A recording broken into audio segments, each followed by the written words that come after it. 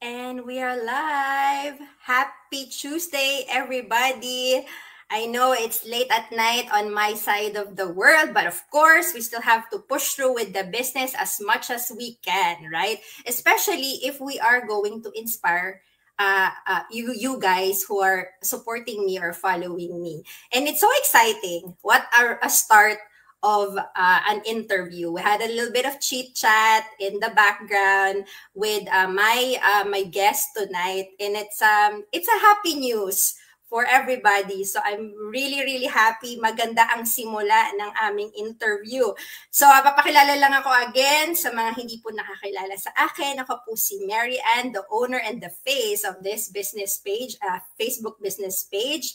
I'm an online business owner and mentor, and I do this as a side hustle. And tonight we have a special guest with my podcast, Hustle Hour with me, Mary Ann. And for tonight, we will be featuring a brother of ours. O, di ba?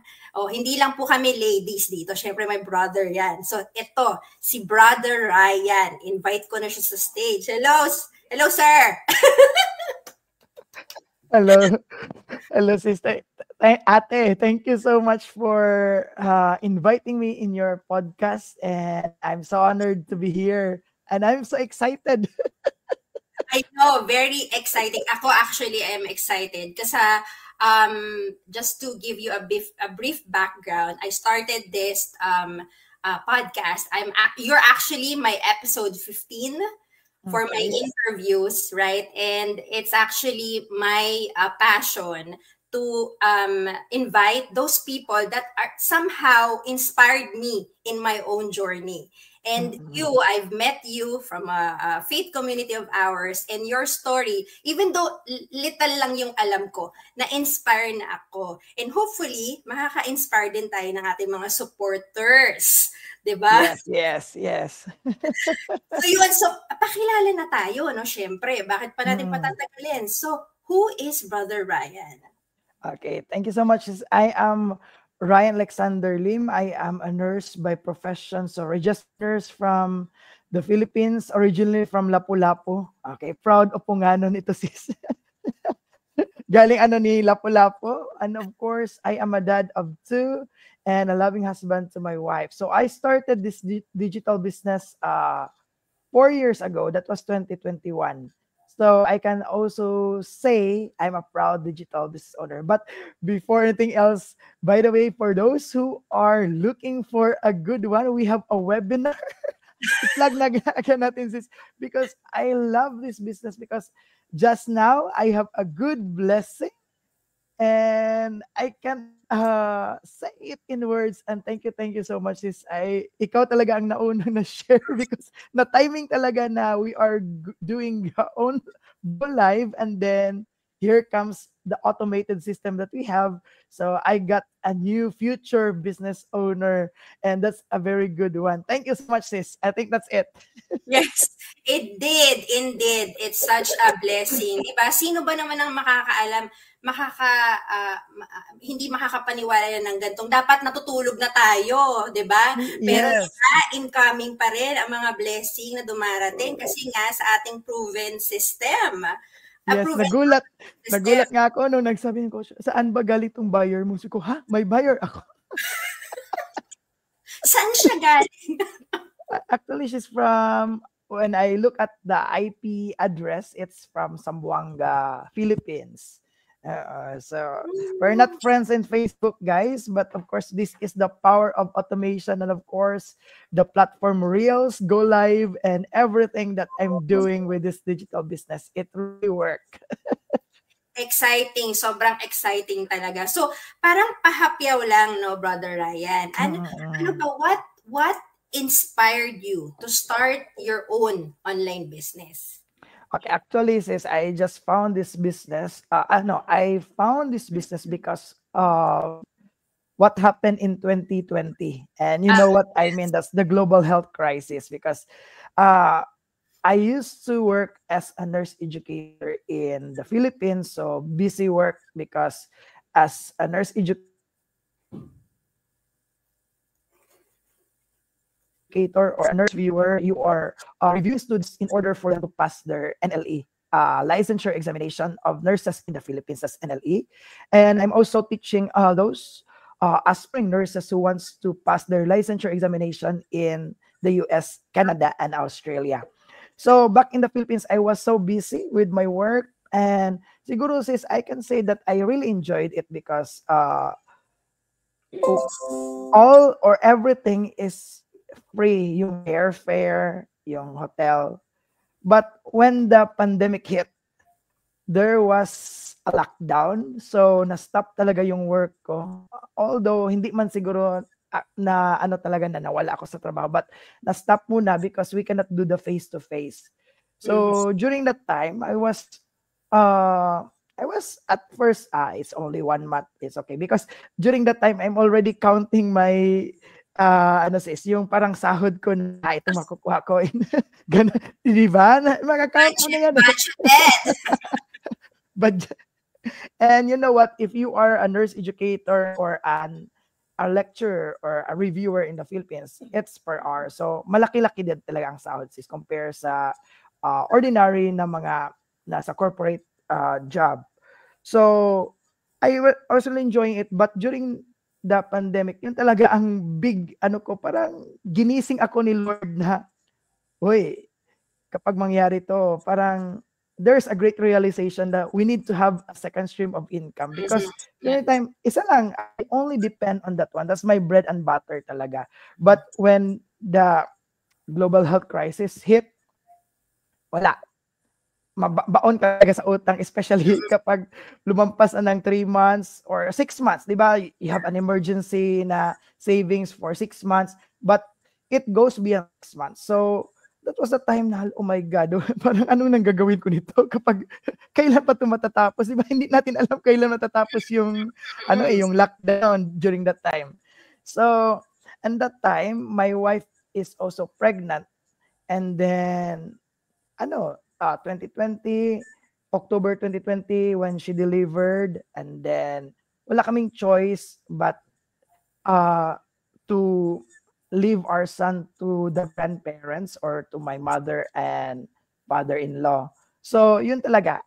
I think that was one of my pain points, sis, na my wife is working in Kingdom of Saudi Arabia, and then yung anak namin, kailangan talaga namin iiwan sa lolo at lolo niya. So, it's been a long distance relationship. So, when I saw this business which has the potential, parang sabi ko, if this business could bring us under one roof, so this could be it. Kasi, actually, hindi ko rin kilala yung mentor ko, sis. I just click on her ad. She's a nurse from California and then taking care of her 2 sons. She's a full-time mom on that time. Until now, she's a full-time mom. So, ayun. So, pag naano ko na, nung nakita ko na, oy, this could be a good one. And then, good thing na, when I jumped into the business, I saw one of my workmates way back from 2006.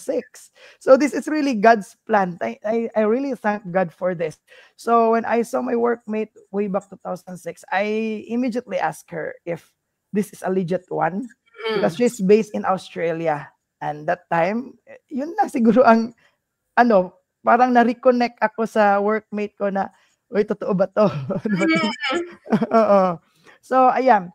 So, that desire, grabe yung desire ko talaga na makumpleto kami as family because ang hirap, sis, because there were times na, of course, my wife will go back to Kingdom of Saudi Arabia, and then every time na sa airport, there were times na bigla na siya bababa sa car ni babay wala. Pero I understand. It's the pain of leaving our son, the pain of leaving us in the Philippines. So mahirap talaga. Mahirap ang long distance relationship din. But of course, with God, we still managed to overcome all those challenges.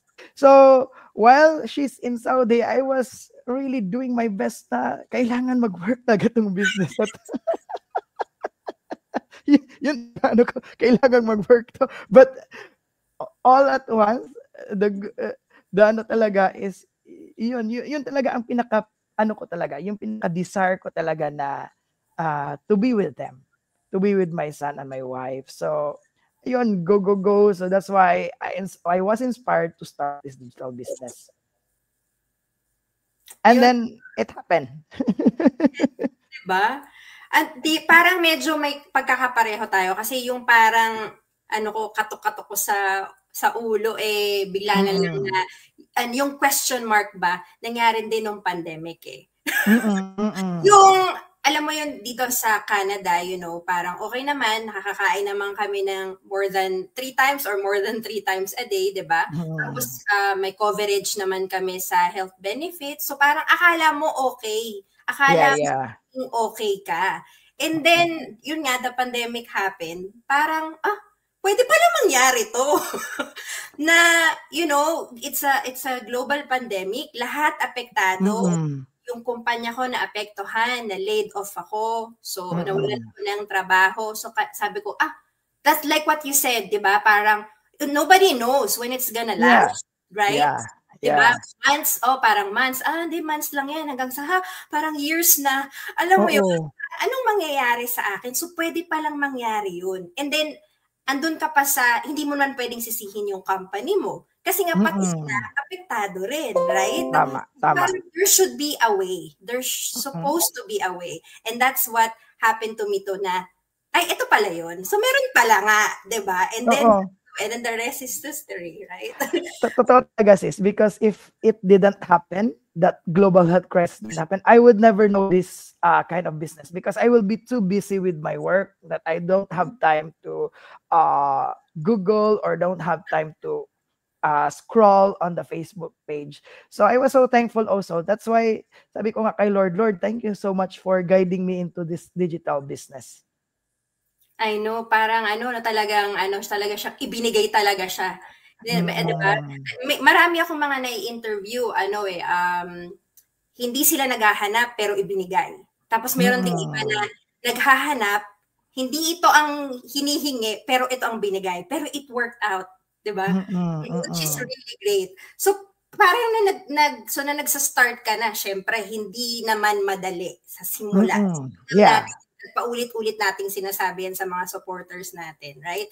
So, what were the challenges you faced starting and how did you overcome them? Alam mo sis, ang maganda dito sa business ito is I want to be honest, no? My first talaga is gusto kong mabawi agad yung return of investment.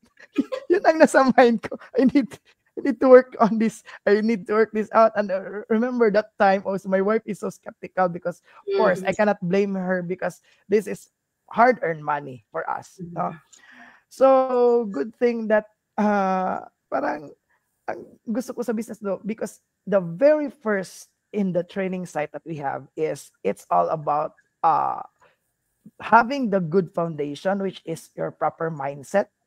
And working or building your biggest why so that whatever challenges that you'll face, you will overcome it. So, yun talaga pinahawakan ko sis, yung biggest why ko, which is my family, my wife, my kid. That time, isa pang anak namin. Ngayon, dalawa na. Okay. And then, doon ko nang hala, ang ganda nito because after the mindsetting, after how do you call this one? The training about being the best version of yourself. Mayroon pang training all about being grateful. Na parang, sabi ko, Lord, thank you so much for having this business because it's not all about, parang ko talaga na, you need to be patient. You need to be persistent. You need to have praise. So that's why, as I was having this business on my first year, yun talagang pinaano ko because I was also listening to podcasts with Dave and Roxanne. I know, know these two person. They are very, very successful in this digital business. So, doon ako nag-start na you need to have the 3 P's in starting a digital business, which is patience. Yes. Persistence, and of course, prayer. Hindi talaga mawala ang prayer. So that's why nagkakilala tayo sa The Feast because this business is not only about money, but this is a holistic type of business. Not only making money, but we have also with our faith, we are joining together with Ate Mary Ann. So nag-join kami ng The Feast every Sunday, which is also good for our soul. So this business is very, very holistic. So yun ang nagustuhan ko. So doon na, nagbi-build up as I'm building my confidence because I have lots of challenges because di ba gusto talagang mabilisan. So may mga ginawa akong mga mali-mali siguro, that's why na-disable pa yung Facebook. So, in the first place lang hindi ako makaroon ng ads kasi parang hindi ito. Parang hindi ito. And that times Facebook is very strict. So once mag-start na sana ako ng run ng ad that time, so iniiba-iba ko may hindi pala pwede yung galawin. So ginalaw ko until such time disable lahat. So sabi ko wife ko, mommy, I cannot run an ad. So that's why doon talaga I was pushed to show it in my market because ang plano ko sana is I'll just do this business silently in my business page, kung yung hindi makakilala kong mga tao, yun lang gano'n. So I was pushed. So alam mo naman pag market ang hirap din anuhin, kailangan nila ng result. So sige lang, sabi ng mentor ko, just do your best, just do the savor. So that's why I'm doing the savor. Savor is from the book Miracle Morning. I always do that one. We have silence and prayer, gratitude, then affirmation, visualization. I'm always doing this because sabi nila kung anong iniisip mo palagi, mangyari yun. Oo, i-visualize mo. Sabi ng mentor ko, visualize always more, visualize.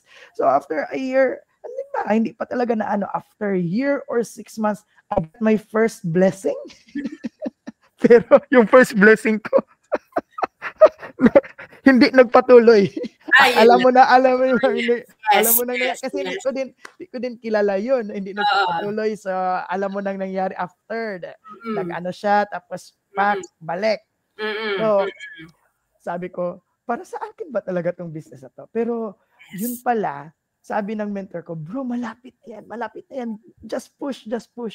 So ayun, yung next ko na business partner or co-business owner, ayun sis, 3 huge contracts is from Germany. Yun nag-start talaga. At lang tuloy-tuloy na, naging confident na ako. I was showing that this business is real, that this one. So hanggang I also got a co-business owner also. That is the friend of my wife. And she's doing good right now actually. Yun ang first talaga. No. My first was from Germany. I think from a student then. Next. So, parang yun na, tuloy-tuloy. Because I learned that when you have challenges, parang inaano ka ni Lord na, tingnan natin kung hanggang kailan ka. Oo. So, yun talaga. Pero never in my mind, never in my vocabulary that I will quit because I found this business that is very unique. And what I love about this business is, ang naka-unique talaga nito is, you are not chasing friends, you are not chasing families. I don't have family that are having this business or joining this business. So, yun ang nagustuhan ko kasi it's just work on attraction marketing. And our training site is very, very solid and it's very world class. Yun talagang gustong-gusto ko. It's a lifetime one. It's very updated. Every time kapag may update, lahat ng platform, Facebook, YouTube, LinkedIn, or even the TikTok, or even the Reels, they are updated. Even the AI, they are updated. So I think that is how I overcome. And of course, hindi ko talaga to one of the things that really overcome those challenges is the community. It's a different kind of community. Hindi ko talaga makikita to sa iba-ibang mga other businesses, but this business, grabe ka-solid ang community that will really help you if you are stuck. So, kahit na so that's why I become so confident because even my mentor, she is so good and she can answer every question that I have. So, yun na sa akin na, I need to really come out of my comfort zone because anyway, I have a mentor that can answer everything. And I have a coach also that can answer. And aside from that one, we have a community of people who are not pulling people down. This is a community that is raising people to become successful. And they are sharing their success stories and their successful tips or Mhm. golden nuggets on how to become successful on this digital business. And itong talaga masabi ko, basta you just keep going and you will not quit, you will really win in this business. Yes, ay gustong-gusto ko yung nasabi mo kasi halos ano magkakapareho naman tayo no sa ating mga challenges na no when I was starting to. Kasi una sa lahat hindi ako tech savvy. Hindi ako tech Mm-mm. savvy. Anong alam ko diyan sa ano sa Facebook, sa mga social platform, hindi ko alam 'yan, 'di ba? Pero Mm-mm. yun nga like what you said, 'di ba, yung training. Actually when I started and most likely when you started, Mm-mm. sobrang detailed na yung trainings Yeah. at that time. Yeah. It has Mm-mm. become more detailed now. You Mm-mm. can change the language sa ating mga kapwa Pinoy. Ayaw nyo na straight Mm-mm. English, you can change it uh, to Tagalog or kung anumang language meron. Yeah. It adds up pag meron kaming business partners na or community na gusto namin ito namang language dagdagan nila. Talagang nag-a-update sila kasi nga attraction marketing. So social Mm-mm. media platforms. So syempre Mm-mm. it's an ending evolution siya. So kung hindi tayo sasabay sa Mm-mm. pag-update ng social media, hindi rin tayo ma-update sa platform na ginagalawan natin. That's Yes. actually great. And pinaka gusto ko yung natakel mo about the community. You know what? At first, that's what my coach and mentor told me. You're never alone. And you know what I told? Yeah. I'm like, Mm-mm. yeah, okay, fine. Yeah, okay, that's what you say. Because I wasn't there yet.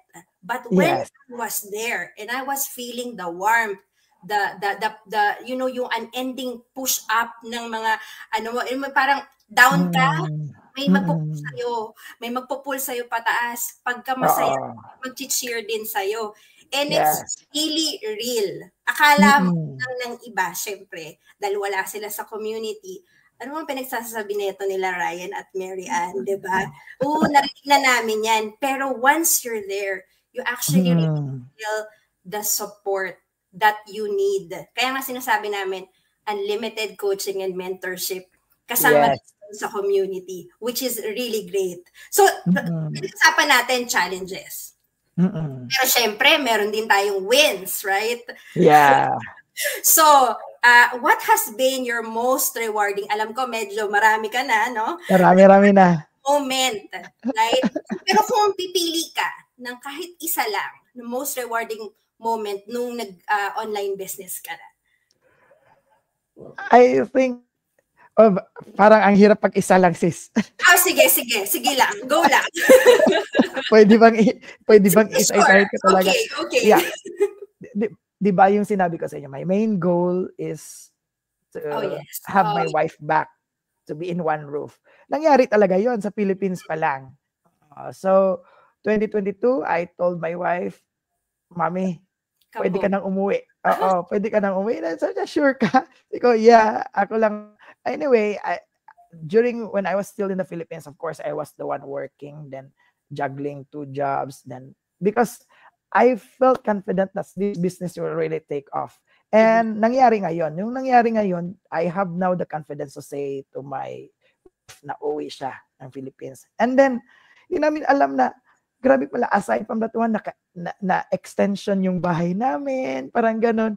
Oh, Lord, thank you so much for this one. So, those are blessings, not only financially, but of course, the family. It really matters. Yes. And then, here comes another blessing, sis. So, kapag you are always thinking blessings and blessings, so, isang natutunan ko talaga sa digital business natin is to block all the negative vibes. Yes. Oo, lahat ng vibration, negative vibration, gossips, mga ganon. Even the news, I blocked the news for one time. Pero ngayon, syempre, sometimes, maano ka talaga sa news pa rin. Pero, that is what I've learned, that you have to block the negative news na ano mo, because it will really hurt your inner core. So, yun, one of the greatest blessing is siguro yung pagpunta namin sa US, which is very unexpected because my wife has been through a lot. Kasi first niya na agency, na-drop siya. Second, na-drop kami ng dalawa, na-drop pa rin kami. So, we were all the while, we were thinking na, ala, hindi siguro pang US ang beauty daw ni wife. Hindi siguro pang US beauty ko, daddy. It's okay lang, maybe, because we have our digital business. Yun lang sabi ko.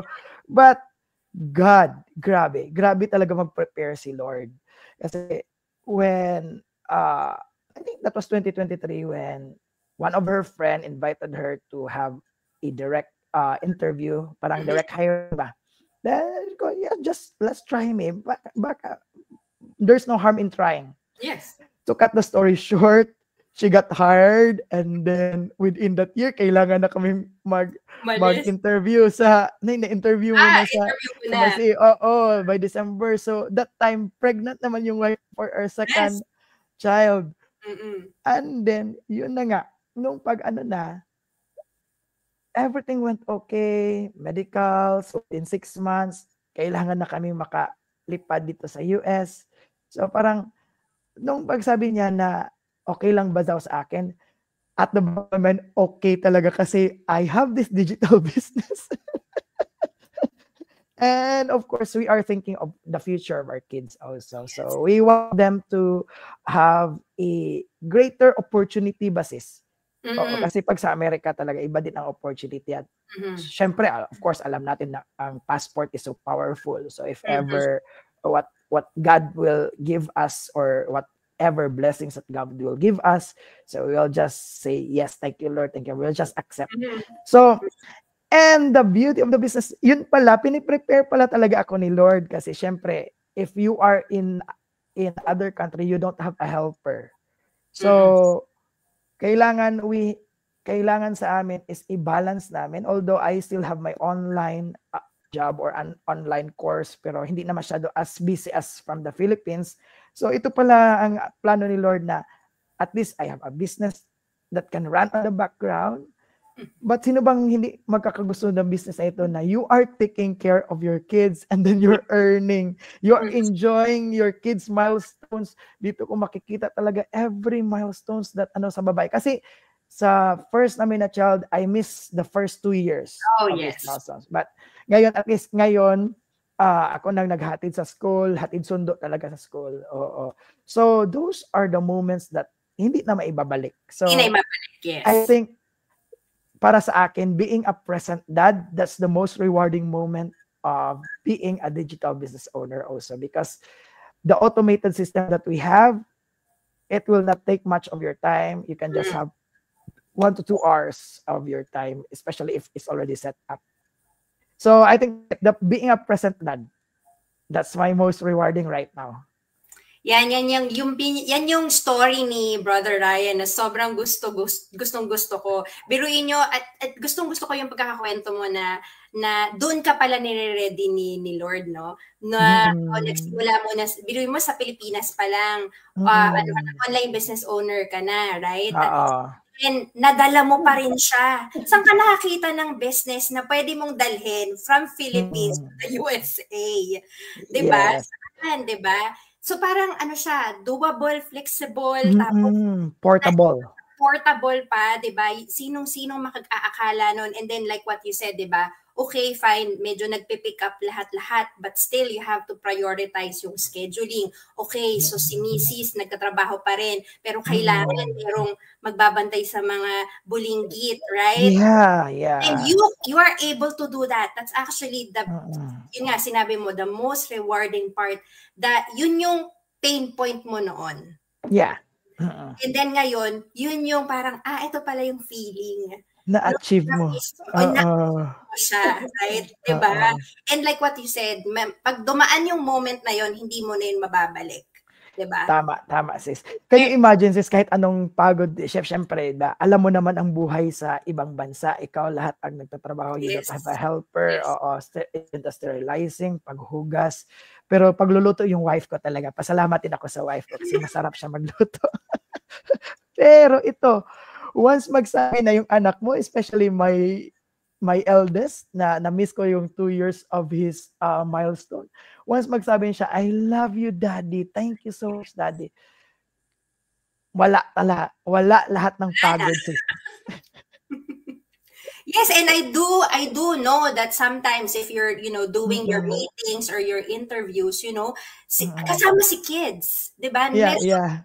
open yung mind nila na, ay, okay, nag-work pa rin si daddy. Pero Uh, present, nandito siya, kasama ko siya. Pwedeng Oo. magkakape muna kami habang nagmi-meeting sila, yung gano'n, 'di ba? Yun yung Yes. pinakamaganda sa lahat. Mm. Yun talaga. So, syempre, ano naman yung, syempre may mga, meron tayong mga silent watcher, right? Alam mo yan, Mm. di ba? Yeah. Palagi tayong pinapanood, pero nanonood lang sila, di ba? Mm. Skeptic sila. I mean, skepticism is natural, di ba? But the thing Mm. is, anong gagawin mo from being a skeptic? Parang gagawa mo siya ng paraan or hayaan mo lang siya, di ba? So, what advice would you give to those who are thinking of starting their own online business? Okay, sa akin lang talaga is subukan nyo. Yes. Try nyo lang. Tingnan nyo at saka do your own diligence. Kasi hindi naman lahat ng nasa online mga scams talaga. Yes. We have legit, so we are paying taxes also. This is tax registered actually. Yes. At ang kagandahan dito sa US din sis is if ever you are a business owner, yun pala ang isang secret, no? Na parang na-discover ko din na if you are a business owner, especially here in the US, I think in Canada, you are in Canada right now, is the tax refund. Yes. So after a year, so I think that's March man siguro yung pag-ano dito Yes, sa March. Yes, March din namin. mabigla ka na lang kasi oh my God. So parang lahat ng like for example, if you have plane tickets, if you have mga if this is business related, like for example, we are attending a convention for the business, everything is paid by the business because ita-tax refund yan. So kayo, if you are skeptical about this digital business, all you have to do is to try to look at it because it is risk-free. It is Yes. risk-free. You just have to watch our free webinar. And then after that, there are several steps. Just do it step by step. Then if it's not for you, there's no problem. There's no problem because we will just if it's not for you, then it's okay. It's fine with us. And then for those who are thinking about a business, this is the business for the future because isa pa sa ano ko talaga is pandemic proof. It Yes. has been proven and tested. So this business, mas lalo siyang tumatag nung pandemic kasi Mhm. and then it has changed a lot of lives. So if you have a dream, you have to be consistent and you have to stay on your dream, go and reach for it. So if you want to change your life and have something that could secure your children in the future, do this digital business because you will never regret because this business is not only up to you, but it can be a legacy to your children. You can pass it on to your children. You are securing the future of your children with this digital business. It's so easy because if you have your job, it's okay. It's fine because of course your job will pay your bills. That's also okay.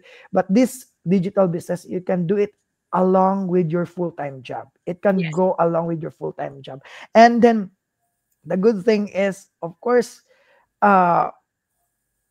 like for example, why I am saying that is securing your children because your work you cannot pass it or your job you cannot pass it to your children, but this digital business you can pass it to your children. Generational wealth. So from generation to generation. So baka ikaw na yung inaano ng pamilya nyo na magpapabago ng buhay nyo. So go for it. Connect with Ate Mary Ann. She is from Canada. And of course, connect and ask her on how to start this digital business. Naku, very well said, Brother Ryan. Gustong-gusto ko yung yung advice mo eh. Kasi kung nasaan sila ngayon, nandun din ako noon. Right? Yung skepticism ko noon is more so, makakaya ko ba to? Yes. Nakita ko yung coach mentor ko, nag-go live siya, nagpo-post siya ng parts of her life in social media. Alam naman natin na somehow may negative connotation ang social media noong mga panahon hindi pa natin alam ang benefits ng Yeah. social media, right? Na parang scroll ka lang, post ka lang. Meron palang way na medyo kikita ka pala by just doing that, what you were doing prior to this, right? So yun yung inaano ko. Pero the thing is, I always go back, in hard times, I always go back to the reason why I search for a plan B in the first place. Right? There will be down moments, pero babalik lang tayo dun sa, ba't ka ba naghanap ng side? Ba't ka ba naghanap ng plan B mo? Diba? Yung family mo, yung future ng family mo. And then, gagaan ulit ang loob mo. Tapos parang, tatayo ka ulit, tapos lalaban ka ulit. Diba? Yeah. Yun yung isa sa maganda sa lahat. Saka yung skepticism ko noon, sabi ko, hindi ko kaya yan. Pero ano mang ginagawa ko ngayon, di ba? Nag-i-interview na ako.